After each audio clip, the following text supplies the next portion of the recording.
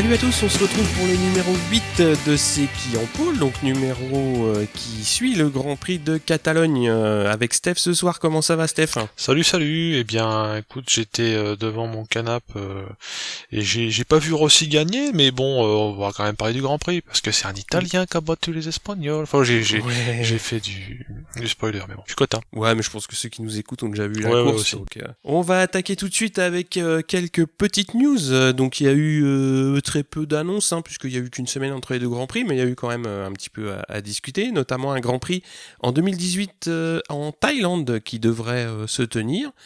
Donc avec une date à confirmer, mais ça semble en bonne voie, avec aussi certainement un Grand Prix en Finlande et pourquoi pas au Kazakhstan. Donc ça reste à confirmer et à voir. Donc voilà, un calendrier qui va s'étoffer certainement dès la saison prochaine. Oui, alors pour la Finlande, on va en déduire qu'ils choisissent bien la saison, parce qu'il y a une fenêtre de tir qui est pas hyper large, pour que ce soit carrossable, oui. Et je pense qu'on va pas aller faire les essais hivernaux là-bas. Je ne pense pas. Tu citais la Thaïlande. Rossi a été faire de la promo en Thaïlande. Il a dit en conf que à l'époque où il était allé en Thaïlande faire la promo, il avait vu le circuit de Buriram et ça ne lui plaît pas du tout. Il n'aime pas du tout ce circuit. Peut-être que si son Altesse aime pas ça, la Dorna va faire en même temps, t'es sûr? Et par ailleurs, il trouve que 18 GP, voilà, ouais, un an ou deux. 18 GP pour lui c'est déjà pas mal, Et en ça il est rejoint par Marquez, qui trouve que 18 GP c'est costaud, c'est un peu comme une saison de NBA, 82 matchs. Voilà, 18 GP ça fait bourlinguer pas mal, et 19 bon, voire plus, parce que si tu parles de la Finlande et le Kazakhstan, j'imagine qu'ils vont pas supprimer d'autres, on arrondira à 20, je sais pas. Ouais, au départ ils pensent 20, mais bon c'est pareil, il y a rien de confirmé, donc on verra au fil du temps ce qui va être annoncé, ouais.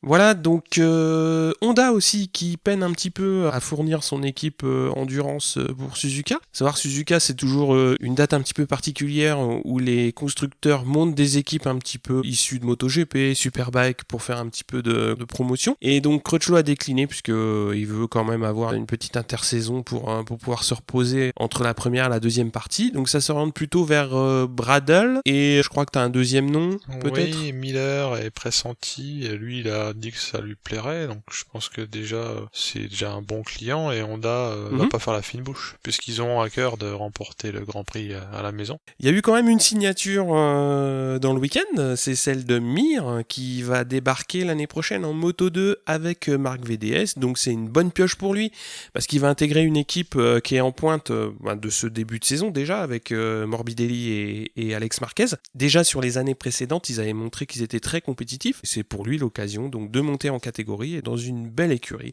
bien prête pour les résultats. Et BT Motorsport, dans son podcast, a cité que c'était un contrat de 4 ans, sauf erreur. Sous-entendu... Oui, j'ai entendu 3, ouais. En tout cas, peut-être avec des options, je pense que c'est pas 4 ans de Moto 2, c'est 4 ans chez Marc VDS, si tu suis mon idée. Bah c'est souvent ce que fait Marc VDS. Il y a, on va dire, un draft qui est envisageable. Bon, après on connaît pas toutes les arcanes des contrats, mais effectivement il y a des sous-conditions de résultats, il y a des montées en MotoGP qui peuvent se faire donc dans l'écurie Marc VDS. Après il y a d'autres rumeurs dans le paddock, mais cette fois-ci c'est pas signé ni confirmé à droite à gauche, mais il y a donc Aprilia qui est en train d'aller faire du pied à Iannone et Crutchlow pour remplacer Sam Loves, parce que il est clairement menacé, donc ils estiment qu'il n'a pas les résultats attendus. Espargaro quand même le coéquipier de Sam Loves chez Aprilia s'est fendu d'une petite sortie dans la presse pour défendre son coéquipier quand même, parce que il estime que c'est pas normal qu'il y ait des bruits de couloir qui soient aussi insistants pour ça après seulement 6 Grands Prix. Il estimait que c'était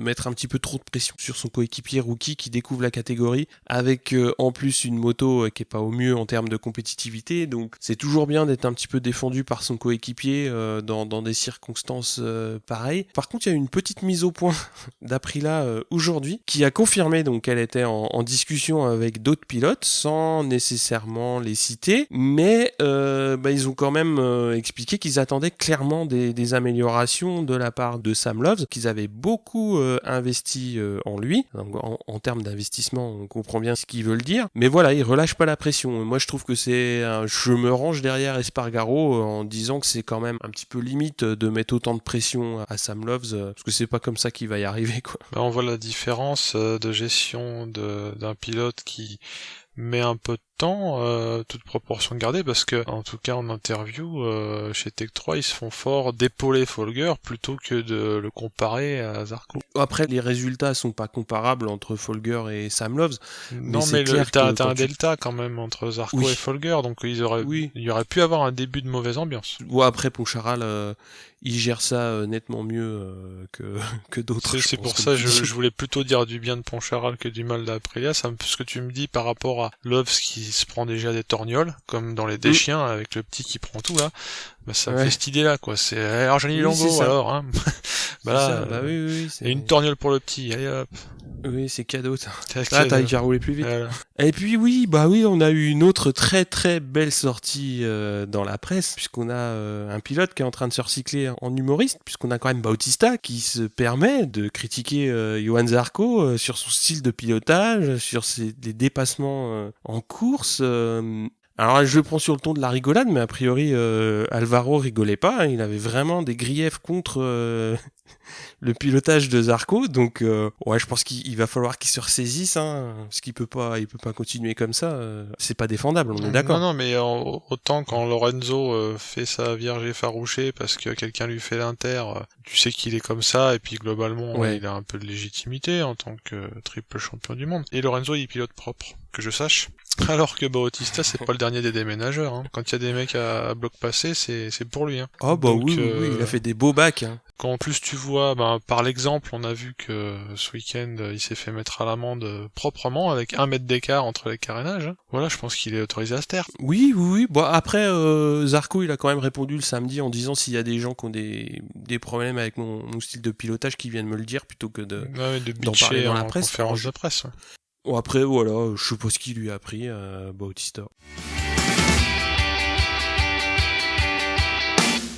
Bon, on va passer tout de suite aux grosses activités du week-end, c'est-à-dire les essais Moto 3 à la grille. On a Jorge Martin qui a pris la pole avec son compatriote Guevara, deuxième temps, et Fenati, l'Italien donc qui complète la première ligne. En deuxième ligne, donc 100% espagnol cette fois-ci, avec Mir, Canet et Ramirez. On a un petit peu plus loin quand même Boulega et McPhee qui se sont fait un petit peu piéger en 6ème ligne, et aussi Mignot qui est en 7ème ligne. En Moto 2, on a Marquez qui a fait une très très belle démonstration en prenant la pole devant Pasini et Baldassari. Et on a en deuxième ligne Nakagami, Lutti et Morbidelli. Vierret toujours dans le bon tempo, 11e temps. Quartararo qui se reprend un petit peu en qualif avec un meilleur placement que ses dernières courses, hein, puisqu'il était un petit peu plus loin d'habitude. Là, il a réussi quand même à se placer 14e.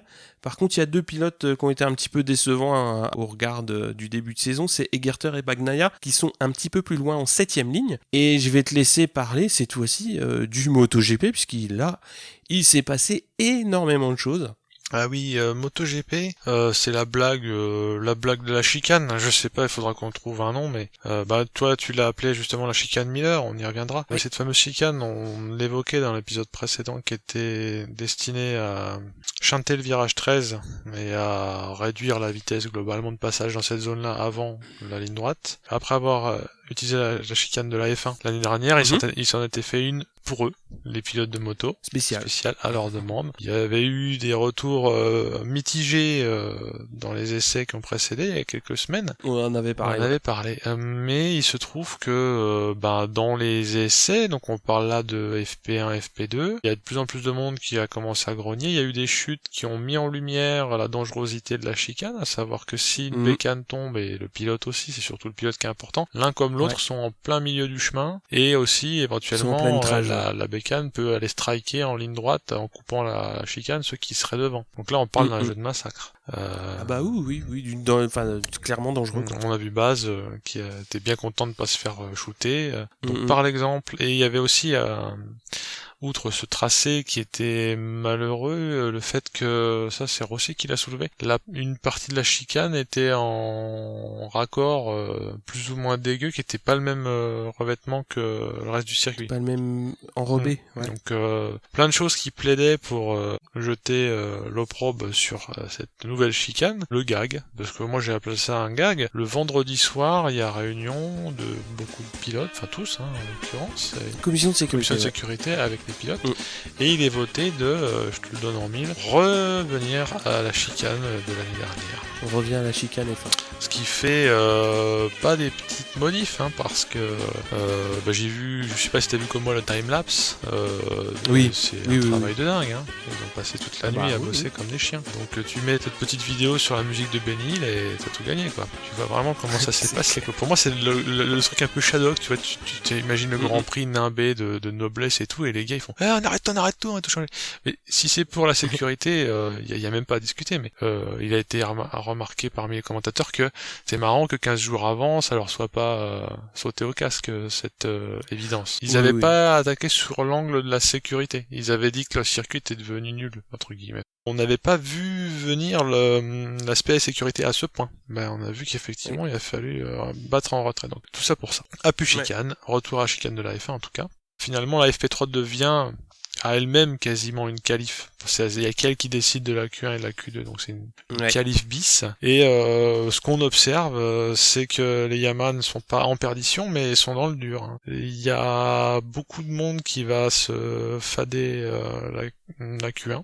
Tous les pilotes Yamaha passent par la Q1. Tous les pilotes Yamaha passent par la Q1. Il y aura forcément de la casse, hein, puisqu'il y a que 2 places pour remonter, hein. C'est comme en Ligue 1, Ligue 2. Et les gens qui se rattrapent, en l'occurrence, ce sera Folger et Vignales.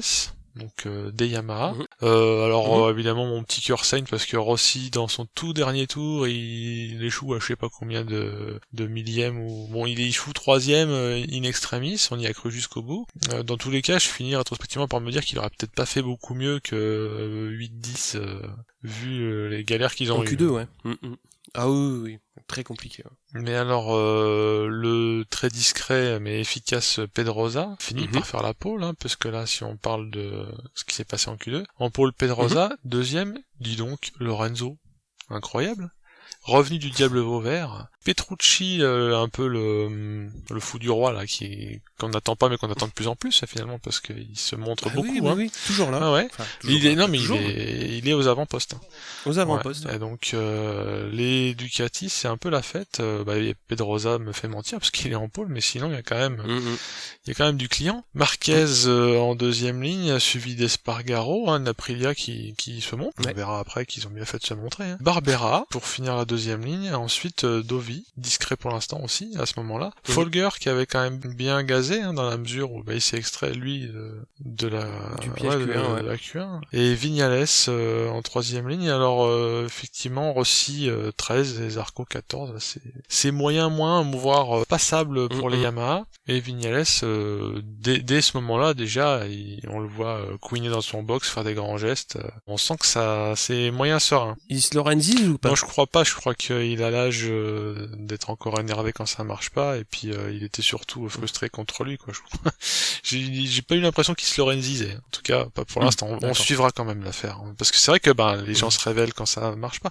Rossi, il a tellement de métiers que il va pas ne serait-ce que montrer qu'il est dans le dur, même si les chiffres le montrent. Qualifié 13, ça craint, quoi. Mais il va pas commencer à faire des grands gestes.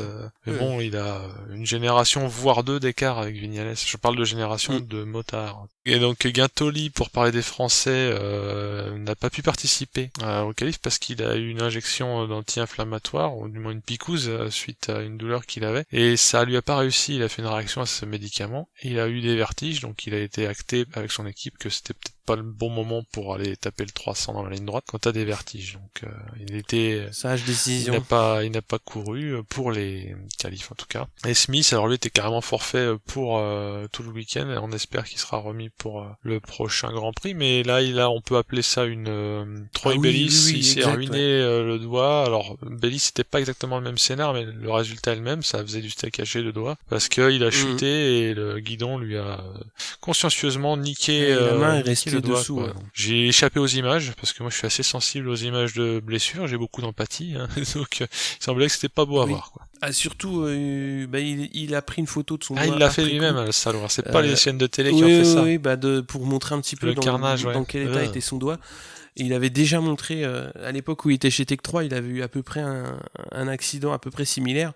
Et il avait fait exactement pareil, il avait montré un petit peu son doigt, et c'était très très salement amoché.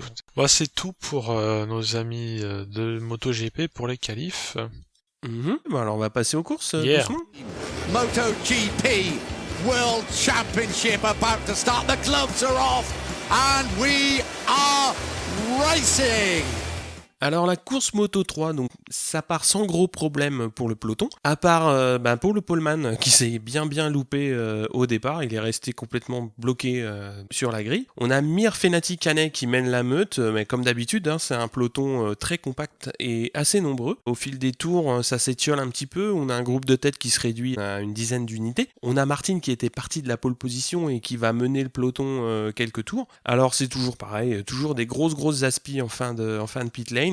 Ça se bastonne très propre, il n'y a pas de casse. Et petit à petit, le groupe se réduit à 8. Fenati, à un moment, il réussit à creuser un petit peu l'écart en tête. Donc on se dit que ça pourrait peut-être le faire jusqu'à la fin. Mais en fait, il est tout de suite repris. Il y a toujours un des mecs du groupe qui fait l'effort, un petit peu comme en vélo. Quand il y a un mec qui essaye de s'échapper, il y en a toujours un derrière qui se met à rouler pour refaire la jonction. Et ça va jouer à 8 dans le dernier tour. Donc Martin et Fenati prennent l'initiative quasiment à l'issue de la ligne droite. Mir reste dans le bon tempo. Canet, Bastianini collent au petit groupe. Et après, par contre, Mir, il va faire une très belle manœuvre pour passer à l'intérieur juste avant la chicane. C'est un avantage qui va l'emmener jusqu'au drapeau à damier. Et on va avoir Fenati et Martin qui vont compléter le podium. Alors, c'est une très belle victoire pour Mir parce qu'en fait, il a quand même passer tout le Grand Prix dans le groupe de tête et sa manœuvre pour déjà d'une part aller récupérer les deux qui essayaient un petit peu de partir et pour les dépasser tous les deux, c'était vraiment chouette et ça montre d'une part la maîtrise qu'il a sur sa Moto 3 et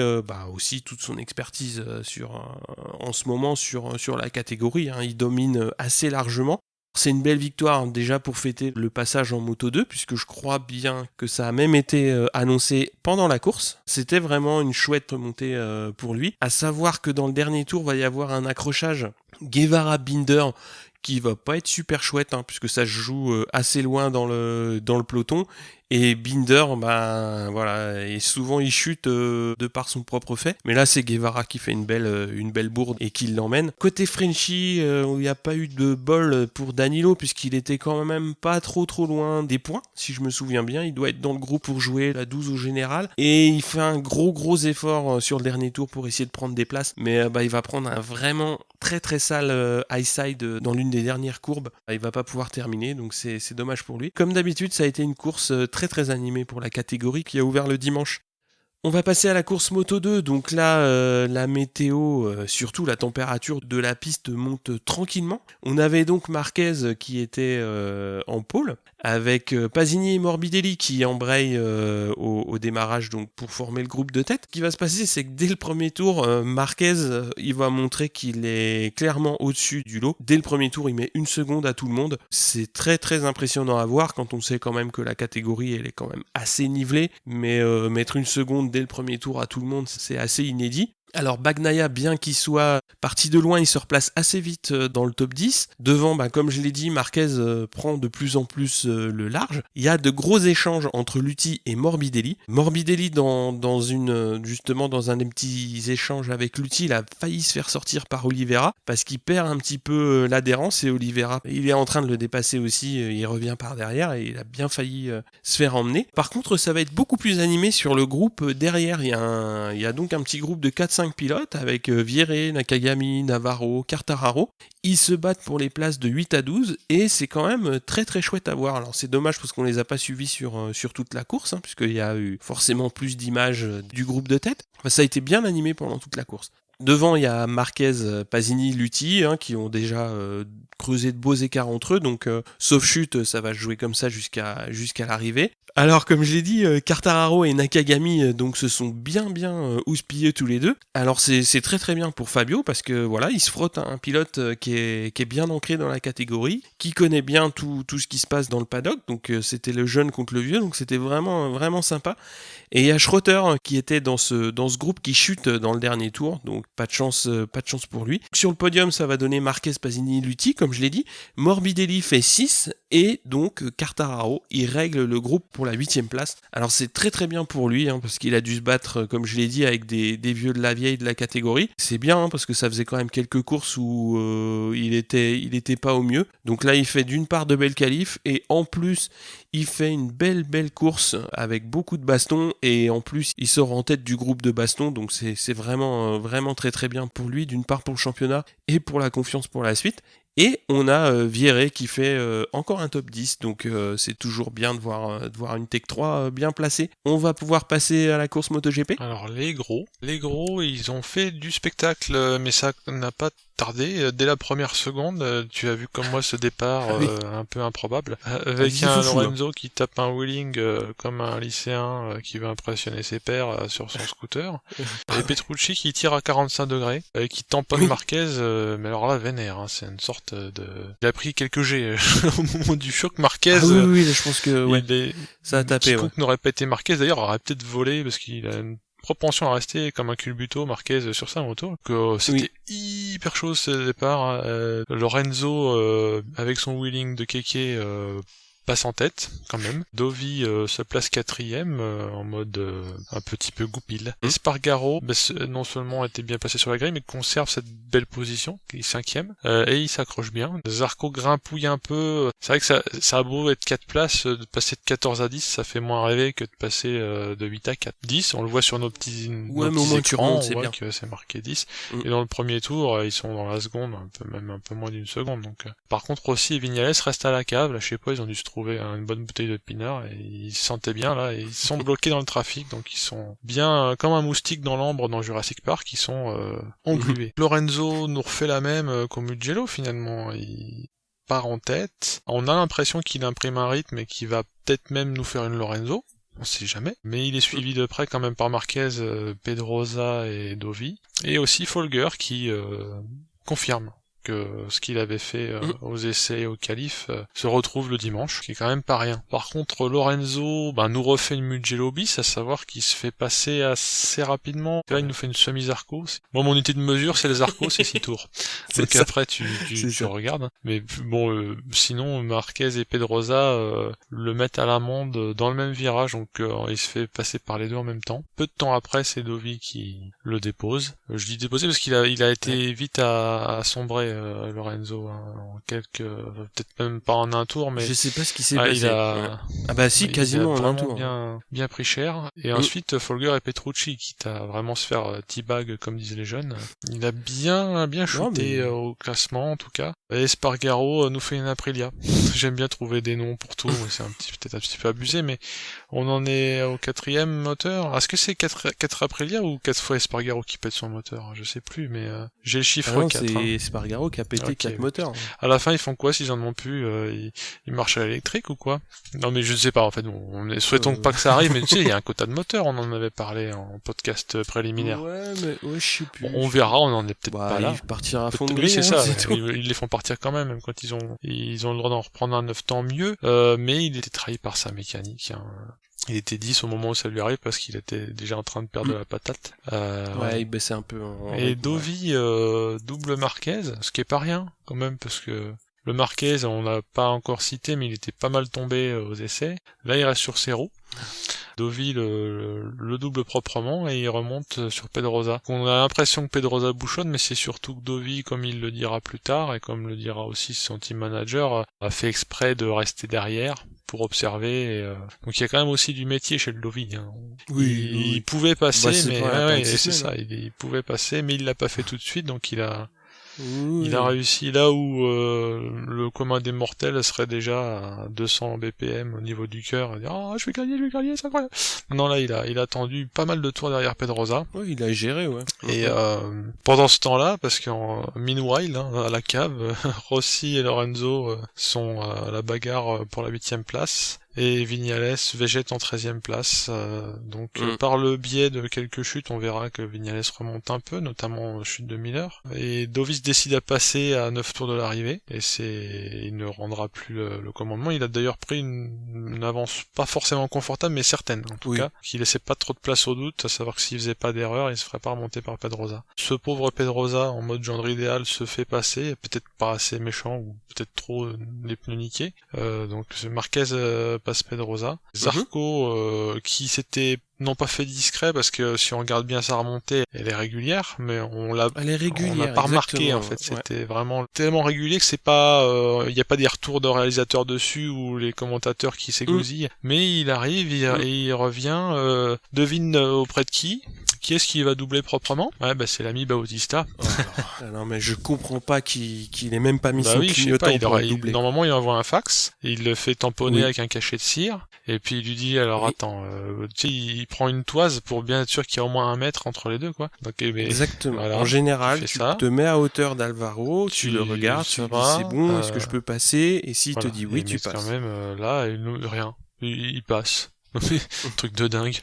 Rien qu'avec le vent, il l'a enrhumé et après, il va se prendre une bronchite pour le prochain Grand Prix. C'est bravo. On se moque de Bautista, mais il a mérité un peu. Hein. Voilà. Pour revenir à nos moutons, c'est un mouton un peu enragé, le Lorenzo, parce que il remonte et il redépasse Petrucci et Folger et il vient se hisser en 4e place. Donc c'est vraiment une course en 2 phases, enfin en 3 phases. Ouais. La fougue de la jeunesse, le coup de mou et après je remonte avec les dents quoi. Il est remonté retour de flamme. Donc là chapeau quand même parce que clairement parce que pas démonté. Quand tu le vois décrocher comme ça comme tu l'as dit, il se fait dépasser. Il passe de 1 à 6, tu te lèves, tu vas boire une bière, tu vas de la décapsuler, tu reviens. Mais il est où? Ou alors c'est vraiment tu mets du temps à décapsuler ta bière, tu reviens, il est 4e mais t'as pas su qu'il était repassé par le fond. Ouais, t'as eu le temps de la boire. Donc à force un peu de remontée et de certaines chutes, Rossi 9 et Vignales 10. Petrucci là il a pas eu de bol, j'ai pas vu ce qui lui arrivait, c'était pas très clair, mais il chutait tout seul comme un grand. Ouais, dans le dernier tour. Et Zarco, c'était pas une Olivier Jacques qui l'a fait à Folger, mais bon, il l'a doublé dans le dernier tour. Bon, Folger, si on relativise, il est pas malheureux parce qu'il a fait un très beau week-end, surtout si tu compares à ses week-ends précédents. Et surtout, parce que là, on parle beaucoup des autres, mais Dovi, magnifique doublé. Une semaine seulement après le Mugello. Non seulement le Mugello, c'est sa première sur le sec. Après, il y a toujours des gens, des pénibles pour dire que gagner sur le mouillé, c'est tricher. Ouais, tu gagnes que sur le mouillé, ça compte pas de talent, tout ça. Non, déjà du talent, c'est sûr. Et puis en plus, quand même, par rapport à son séjour prolongé en MotoGP, 7 ans entre 2 victoires. Puis là, il confirme, il fait mieux que confirmer, et qui fait montrer à la fois de qualité de pilotage et de sang-froid et de métier, parce que en conf de presse, il explique que lui comme Pedrosa, ils avaient mis des cartos assez gentils pour pas défoncer les pneus. Parce que tous autant qu'ils étaient, ils avaient remarqué que les pneus se bouffaient. Et à ce petit jeu-là, les deux HRC et lui ont le moins mal joué avec leurs pneus. Et quand il dit qu'il a gagné, c'est la première fois qu'il gagne sans être à 100%, et que c'est pas pour se vanter, c'est que il pouvait pas être à 100% vu que les pneus partaient quoi dans tous les sens. Donc si on résume les résultats du jour, hein, donc Dovi, Marquez, Pedrosa, Lorenzo on l'a cité, Zarco toujours bien placé, hein, 5e quand même. Ouais, on oublie que c'est un rookie, on oublie, mais je le rappelle, nous le rappelons. Zarco Folger, 5-6. Donc finalement, la Team Tech 3 est devenue encore plus homogène. Bien placée et groupière. Oui, du coup. Bautista, 7e, alors Rossi 8e. Voilà. Barbera 9 et Vignales 10. Alors, comme je suis un petit peu pro Rossi, ça m'embêtait presque qu'il n'y ait pas plus d'intercalés. Mais de toute façon, dans les tréfonds des points, il n'y a plus beaucoup d'écart. Les vrais gros écarts, c'est entre 20 et 25 points. T'as 5 points entre la gagne et le 2. Mais après, faut être dans les après 4, c'est quasi statu quo. Si on doit tirer un bilan des Yamaha, c'est qu'elles ont galéré du fait du manque de grippe. Et donc Rossi, qui n'est pas avare de détails techniques, explique que depuis le début des essais pré-saison il trouve que la Yamaha s'ouvre et sur des pistes comme a priori quand il n'y a pas de grippe, un effet pervers de l'absence de grippe, c'est ok déjà que ça patine à l'arrière, mais en plus ça tourne mal. Et donc sur une moto qui a tendance à s'ouvrir, bref, ça tourne pas, c'est un bout de bois. On a vu Vignales, alors comme je te le disais, qui a été bien énervé dans son box pendant les qualifs, mais après la course, il a tenu à faire savoir à Michelin qu'il était pas content, non pas en le disant, mais il s'est arrêté ostensiblement avant d'être rentré au box. Il fait le tour de la bécane du style j'ai un clou dans le pneu ou quoi, enfin c'est-à-dire qu'il regarde ses pneus en disant le message est clair, grosse cul à Michelin quoi. Mais bon, pour en revenir à Dovi, moi je trouve que c'est aussi ça qui le place au-dessus du lot ce week-end. Hein. C'est la majorité des pilotes galèrent. Mais bon, lui voilà, il est sur sa moto. Comme tous les autres, il a des compromis à faire. Et il a su s'adapter aux circonstances de course. Hein. Alors grippe, pas de grippe, les pneus un peu ceci, un peu moins cela, blablabla. Il s'est bien préparé sa moto, il la connaît très très bien, il l'a développée. Et il montre surtout, moi ce qui m'étonne le plus dans tout ça, c'est que la Ducati elle est bien plus polyvalente qu'attendue. Donc on l'attendait vraiment comme d'habitude sur ses points forts, c'est-à-dire la vitesse de pointe. Mais ils ont montré sur les week-ends précédents que même quand ils sont sur des pistes qui entre guillemets n'offrent pas des lignes droites qui sont taillées pour Ducati, bah ils réussissent quand même à sauver les meubles, même plus que sauver les meubles. Ils réussissent à se placer. Et dès qu'il y a une occasion pour se hisser en tête, ils sont là. Sachant que je suis un peu fan de petits gossips, hein, tu me connais. J'avais écouté toujours, je cite mes sources, hein, c'est le podcast de BT Motorsport, de ce qui s'était dit avec Lorenzo, les mécanos de Lorenzo qui sont restés chez Yamaha.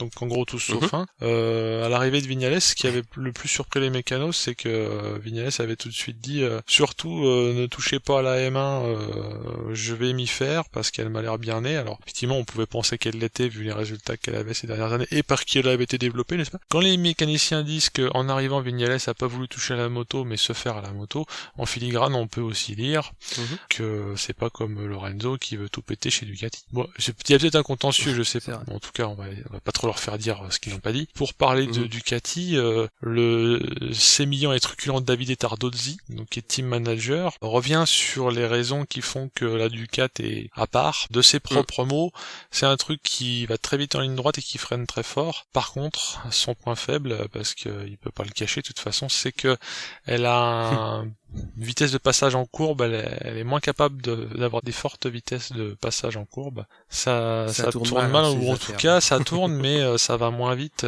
toute chose égale par ailleurs, et que de ce fait, parce qu'il revenait sur les journalistes qui arrêtent pas de dire Dovi versus Lorenzo, mais Dovi sait très bien faire foncer, freiner, tourner, alors que Lorenzo est plus du style à conduire à la poignée, à savoir avoir des freinages moins spectaculaires, ou du moins radicaux, et passer par contre plus fort en courbe. Donc c'est un style qu'il est encore en train d'amener à être Ducati compliant. Ils essayent aussi eux de se retrouver au milieu, pas trop tout péter dans la Ducati parce que de toute façon c'est pas possible. Que Lorenzo fasse quelques efforts, donc il était globalement positif, ou du moins c'était de la politique de pas dire du mal de Lorenzo, mais en tout cas il est relativement confiant. Bon, ça c'était pour fermer la page gossip et déclaration à chaud. Ouais, déclaration. Alors, que nous ont fait les Frenchies? Base discret, hein, un peu dans le dur, on va dire.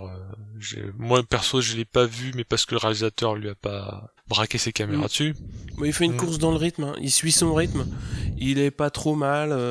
Fait pas un mauvais GP, hein, fait pas trop d'erreurs. Et Zarco, on l'a cité, finit 5ème, et Gantoli 17ème. Donc on va faire le petit point championnat qui va bien. Donc en Moto 3, Mir est vraiment en train de prendre une très très belle option, hein, puisqu'il a 133 points, avec Fenati qui est deuxième 88, donc il y a quasiment 50 points d'écart entre les deux. Donc ça commence à faire un beau petit canyon. Troisième Canet avec 85 points.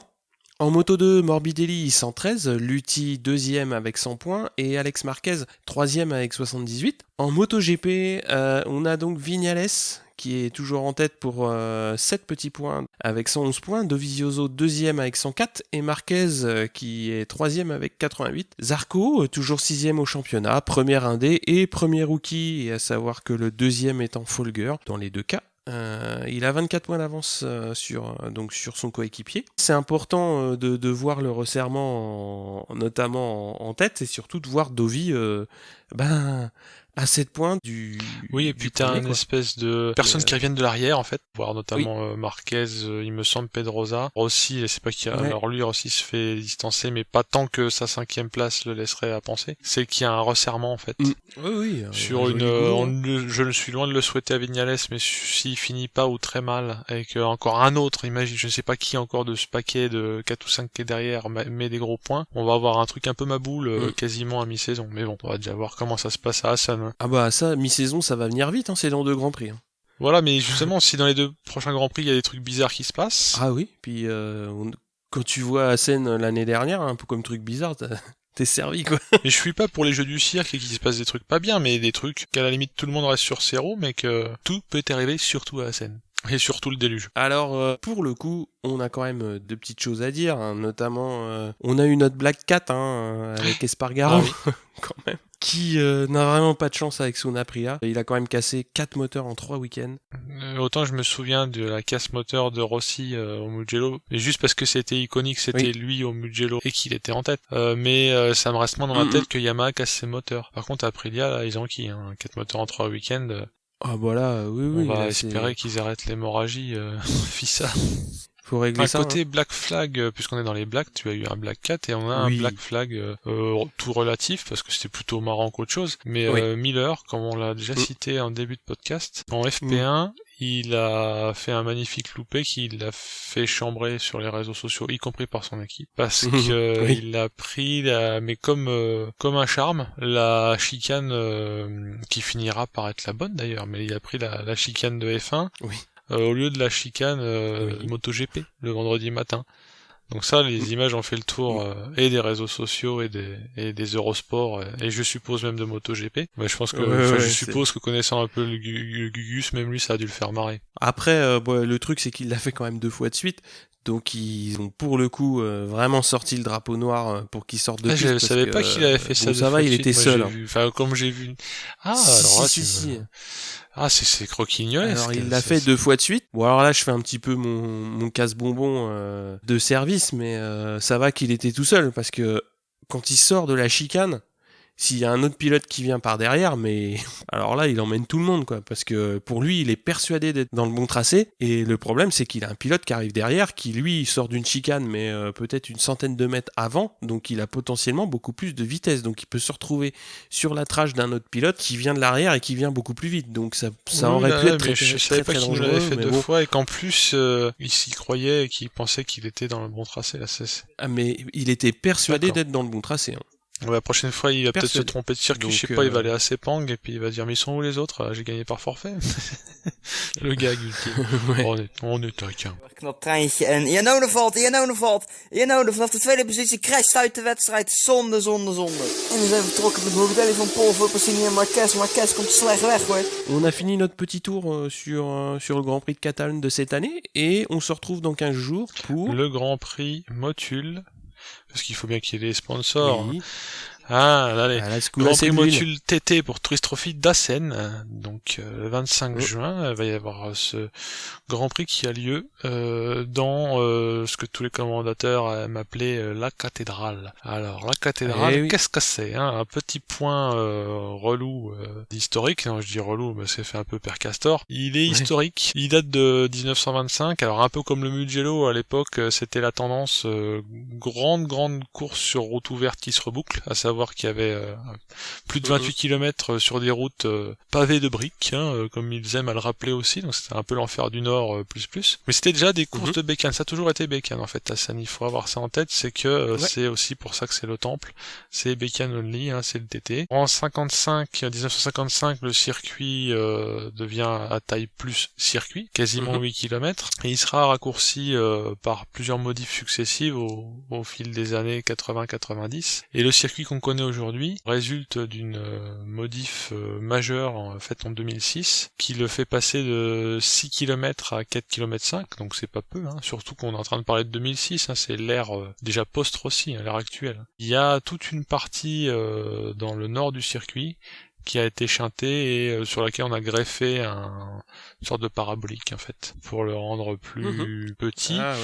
Par ailleurs, ça a le don de raccourcir de façon non négligeable la ligne droite, parce que je n'ai pas la stat exacte, mais ça doit être parmi les plus courtes lignes droites du championnat, puisqu'elle fait 560 mètres. Là, on est en train de parler d'un crève-cœur pour les Ducats. J'avais cité que c'était Bacon Only, c'est comme pour Hockenheim, c'est un circuit qui a été pensé et qui a été modifié pour les motos. Il a accueille le MotoGP et le Superbike, et il se targue non seulement sur son site, le site du circuit, mais MotoGP lui tresse des lauriers aussi sur le site officiel MotoGP.com, à être celui qui accueille le championnat du monde sans interruption depuis 49 années de création du championnat. Donc il y avait déjà des courses avant, c'est la 87e course qui va avoir lieu cette année. J'ai pas fait le calcul exact, mais en gros depuis 49, sans discontinuer, il y a toujours eu une course de championnat du monde. Pour toutes ces raisons et pour l'ambiance de feu qu'il y a les week-ends de Grand Prix, le circuit a hérité du surnom de cathédrale du sport moto. Petit fun fact, parce qu'on aime ça, jusqu'en 92, une partie du circuit était composée de routes qu'on va dire ouvertes. Un peu comme Monaco, en moins urbain certes, mais t'avais une partie qui était la bonne départementale où tu pouvais avoir mamie qui va chercher son pain en semaine. Maintenant et depuis 92, c'est un circuit fermé à part entière. Jusqu'en 2016, c'est peut-être le plus gros fun fact et qui le rendait encore plus exceptionnel, on ne courait pas le dimanche mais le samedi, donc ça décalait tout le monde d'un jour. Faut voir que les qualifs avaient lieu la veille, enfin bon, c'était un shift d'un jour. Et pourrais-tu m'éclairer là-dessus, parce que tu m'as l'air documenté sur cette raison, parce que je n'étais pas au courant de ça jusqu'à m'intéresser au circuit. Ouais, alors il y a eu pas mal de légendes là-dessus sur pourquoi ça courait le samedi. En fait, le tracé passait à proximité d'une église, notamment la ligne de départ et la ligne d'arrivée, et donc la course forcément nécessitait de bloquer les routes annexes. Et comme le dimanche les gens allaient à la messe, et ben du coup on courait le samedi pour pas bloquer les gens le dimanche. Donc c'est venu de là et la tradition est restée jusqu'à l'année dernière. C'est pour cette raison que depuis 2016, en 2016 c'était la première fois où on a couru le dimanche et c'était une relative révolution. C'est un circuit qui donc maintenant, comme on l'a déjà cité, est dans la norme, voire même pas super long, parce qu'il fait son petit 4 km 5 avec des lignes droites, à peine le temps de passer la 5, en 560 mètres quand même. En record du tour, on a Marquez en 2015, en une 33-6, c'est toujours, moi je suis pas un grand fan des grimoires dans lesquels il y a tous les temps et tout, mais ça permet de voir pendant les qualifs, justement, ça permet aussi de détecter si les pneus sont bien nés pour la piste, si on peut dire, parce que Michelin est encore en train d'apprendre, de réapprendre le métier de manufacturier. Dans la série Mythologie de la cathédrale, on a eu des moments marquants, parce que même si c'est un Texan qui aime bien les armes à feu, j'aime bien Ben Spies, et comme c'est sa seule victoire en GP en 2011, je le cite, parce qu'il est reparti une main devant, une main derrière, du MotoGP, ce pauvre homme. Première et seule victoire de Spies. En 2013, Rossi regagne après avoir eu une traversée du désert de 3 ans. Pour lui, ça fait pas. Je pense qu'il a tendance à dire que toutes ses victoires sont les plus belles quand on lui demande en interview, parce qu'il est diplomate. Mais celle-là, il rajoute une phrase après en disant c'est celle qui m'a prouvé que j'étais capable de gagner à nouveau. Donc, pour qu'un gars comme Rossi se dise qu'il peut plus gagner pendant un moment, on peut aussi se souvenir du passage chez Ducati qui était un peu le bagne pour lui. Toujours au chapitre Rossi. 2015, c'est ce qu'on pourrait appeler un peu le corkscrew à plat, parce qu'il y a eu un contact avec le bouillant Marc Marquez, qui a fait désormais, on va l'appeler ça des block pass venant de l'arrière, qui a tamponné Rossi sur la dernière chicane juste avant la ligne droite de l'arrivée. Dernier tour. Rossi, se faisant tamponner, redresse et trace tout droit dans la chicane. Ça, c'est un événement qui a été commenté par l'un et par l'autre, avec chacun sa vision des choses, on va dire ça comme ça, pour être poli. Ça a augmenté la tension qu'il y avait déjà en 2015 après que Marquez a tapé dans Rossi et est tombé comme un grand en Argentine. Et avant, Sepang, là, le road rash. Et ici, on parle du palmarès de ce que j'appelle l'ère Rossi, comme un paléontologue du MotoGP. J'ai fait quand même depuis 2001 pour ne pas exclure Biaggi, pour lequel on a une pensée, parce qu'il est certes tiré d'affaire, mais il s'est mis une énorme boîte en supermotard, en se casant beaucoup trop de côtes pour que ce soit honnête. Donc là, il a pris cher. Mais donc ce bon Max Biaggi avait gagné en 2001. Mais si je reprends sur le nombre de victoires, qui domine, c'est Rossi avec 7 victoires en MotoGP. 7 victoires quand même, le gars. Stoner, 2. On tombe tout de suite à 2 si tu veux, depuis 2001. Donc t'as 7-2 et après t'as 1. Et donc les cartes sont très rebattues, parce que je vais les citer. Donc il y a eu Miller l'année dernière. Marquez, Spies, Lorenzo, Giberno, donc ça te donne la date. Donc tous ces personnes se partagent le numéro 1 pour une victoire. Donc on voit quand même que c'est un circuit que Rossi aime bien, mais il y en a un peu beaucoup parce que je pense que si au fur et à mesure des podcasts, on va découvrir que c'est Rossi qui a, vu qu'il a plus de 100 victoires, bon bah il faut bien qu'il les mette quelque part ces victoires. Hein. Donc là, on veut même pas imaginer que c'est de bon augure parce qu'il y a trop de paramètres en ce moment. Bon, la flotte en est un. La flotte trop en compliqué est un. là. La tronche des pneus, on va attendre. Donc on a fini ce numéro 8. Il reste plus qu'à vous dire au revoir et à bientôt. Salut Steph. À la prochaine, ciao tout le monde.